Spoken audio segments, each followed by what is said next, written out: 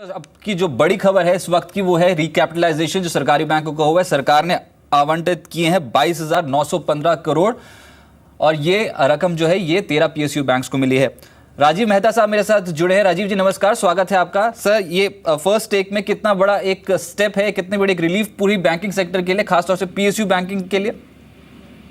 Actually ये unexpected line है because government ने ऑलरेडी गए अगस्त में एक 70,000 करोड़ का रिकैपिटलाइजेशन का प्लान बनाया था जो 4 साल के ऊपर स्प्रेड आउट था। तो लास्ट ईयर में उन्होंने 25,000 करोड़ का रिकैपिटलाइजेशन किया था और इस साल में भी उनका बजट है 25,000 करोड़। तो उसमें से आई थिंक लगभग majority amount has been given today. तो in a way I think timing wise एक थोड़ा पॉजिटिव न्यूज है कि कैपिटल काफी सारा अमाउंट आउट ऑफ 25,000 करोड़ जल्दी मिल गया इस साल में और बाकी का जो है वो towards the end of the fourth quarter मिलेगा उनको। But in terms of quantum the debate is not कि whether the government will fund. Government इतना फंड करने वाला था वो ऑलरेडी आर्टिकुलेटेड था। बट द प्रॉब्लम वाज कि ये फंडिंग इनफ होगा बैंक्स के लिए बिकॉज जो एनपीए का इशू उसके बाद जो अनफोल्ड हुआ है from the second half of the last year वो काफी बड़ा एनपीए इशूज है। तो अगर और क्लीन अप होता है बैंक्स की बैलेंस शीट का तो एक्चुअली कैपिटल रिक्वायरमेंट तो बहुत बहुत ज्यादा है। और दूसरी साइड पे अगर आप देखो तो banks are not able to raise capital from outside the government sources, problem from the market. उससे पहले कि जो बड़ा इशू है कि जो बहुत साइजेबल अमाउंट ऑफ कैपिटल चाहिए over the next 3 years that is still unresolved at this point in time। वही मैं जानने की कोशिश कर रहा था क्योंकि जो स्ट्रेस एसेट्स आपने बताया सिस्टम में बहुत ज़्यादा है, 8 लाख करोड़ के स्टॉल्ड प्रोजेक्ट्स हैं और इनफैक्ट अब ये जो रकम मिली है इस वजह से ये कितनी इंपॉर्टेंट है इस पूरे ही बैंकिंग सिस्टम के लिए, इकोनॉमी के लिए? सर आई थिंक ये रकम तो काफी इंपॉर्टेंट है बिकॉज कैपिटल के बिना ना आप खराब लोन्स को आप रिकग्नाइज कर सकते हो, ना आप ग्रो कर पाओगे, ना आप प्रोवाइड कर पाओगे खराब लोन्स के ऊपर। तो विदाउट कैपिटल तो वो लोग क्लीन अप कर ही नहीं पाएंगे और ये मेस से वो निकल ही नहीं पाएंगे। पहली बात तो ये है। बट कैपिटल बहुत ज्यादा चाहिए।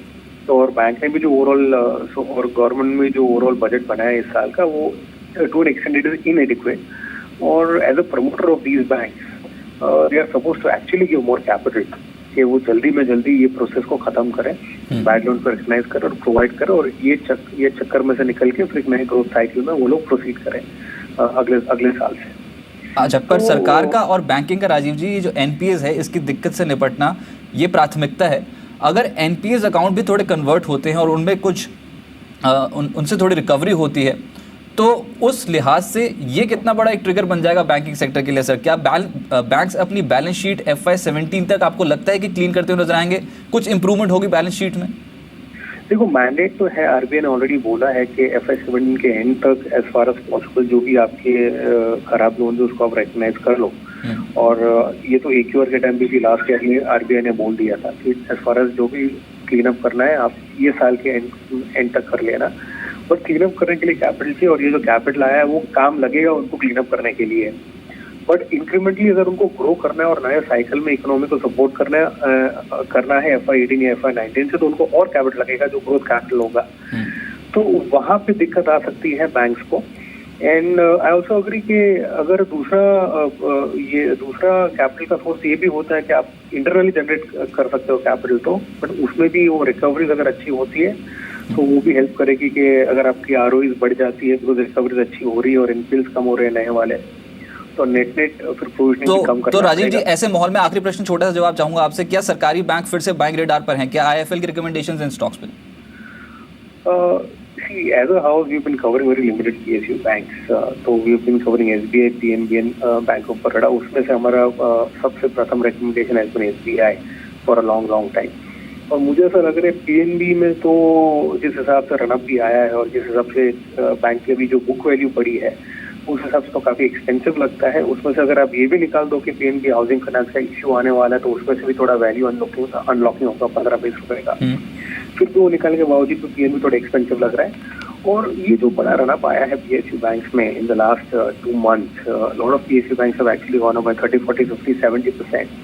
यही एंटिसिपेशन में भी था कि इकोनॉमी में रिकवरी अच्छी आ सकती है बिकॉज़ गवर्नमेंट। पर ये जो मर्जर और एक्विजिशंस के रडार पर जो छोटे मझोले बैंक है, कि इसके आधार पर कुछ रिपोर्ट्स निकाली आपने खासतौर से मिड कैप साइज जो छोटे मझोले काउंटर्स हैं उन पे? सर नहीं, वो फिर थोड़ा स्पेकुलेटिव हो जाता है at this point in time, because आपके पास कोई मर्जर का रोड मैप नहीं है, आपको पता नहीं है कि कौन सी बैंक को कौन सी बड़ी बैंक एक्वायर करेगी और फिर उसका जो स्वैप रेशियो आएगा क्या आएगा, तो वो बहुत ही हाईली स्पेकुलेटिव हो जाता है।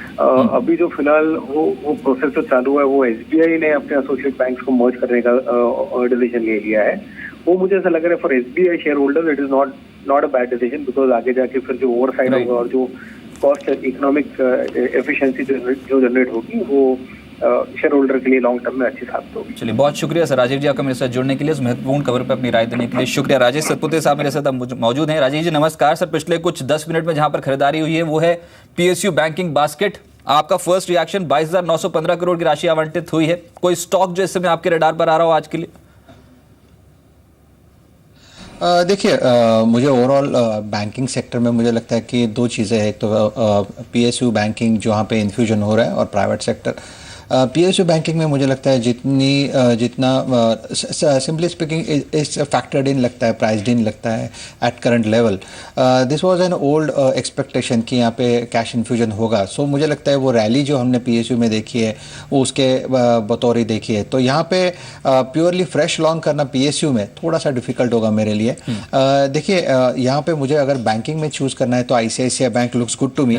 ICICI bank it's somewhere near 269, तो मुझे लगता है आईसीआईसीआई बैंक का जो आप मान रहे हैं कि निजी क्षेत्र के बैंक्स में यहाँ पर कहीं ना कहीं ज्यादा मौका है, जिसमें आईसीआईसीआई बैंक आपको पसंद है। लेकिन जो आज खरीदारी हो रही है, आईसीआईसीआई बैंक तो टॉप गेनर है ही निफ्टी पे, लेकिन आज जो खरीदारी हो रही है वो क्लियर कट इस समय पीएसयू बैंकिंग बास्केट में हो रही है।